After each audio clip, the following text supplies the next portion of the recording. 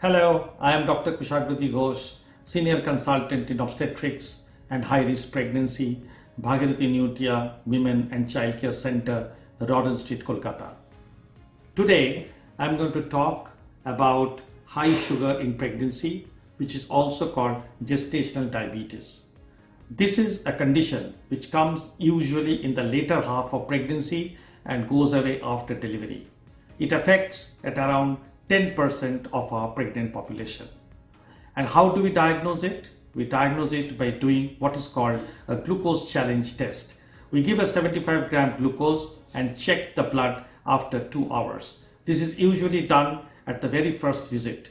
And if it comes normal, then we should always repeat the test at around 28 weeks, because in majority of cases, gestational diabetes appears late in pregnancy. Now, once it happens, then how do we manage it? We manage it by doing lifestyle modification, which basically means a little bit of exercise or walking around half an hour to 1 hour, to have a regular sleep pattern, and early to bed and early to rise, take a couple of hours rest in the afternoon, and be fit and healthy, basically living a non-stressed life. After this lifestyle modification comes the role of the diet. In a diet, we have carbohydrates, proteins and fat as our main components of our diet.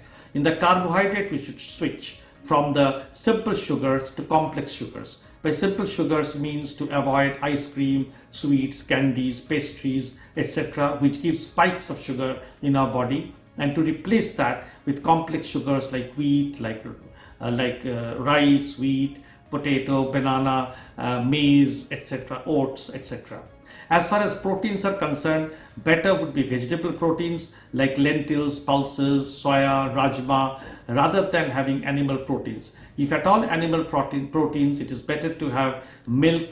Some people consider milk as a vegetable protein, which is fine, and chena, paneer, and then we can have white of an egg is very good, and then you can have fish as well.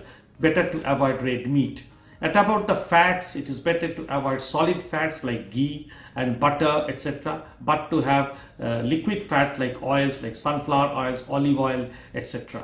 If at all it is not possible to control sugar by lifestyle modification or by diet, then we go for medicine like metformin, and sometimes in rare cases insulin, of course with the help of endocrinologist.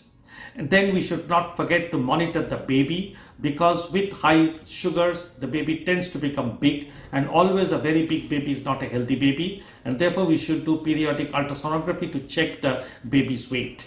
Apart from that, it is important to prepare the mother and the baby for delivery. In majority of cases, it is possible to have a normal delivery, but cesarean section may be needed. We have to monitor the mother for glucose control during labor, and after delivery, it is very important that the baby is monitored for fall in blood sugar, which is called hypoglycemia, and development of jaundice. So ladies and gentlemen, in a nutshell, pregnancy diabetes is relatively common and it is rising, and it has to be tested to diagnose.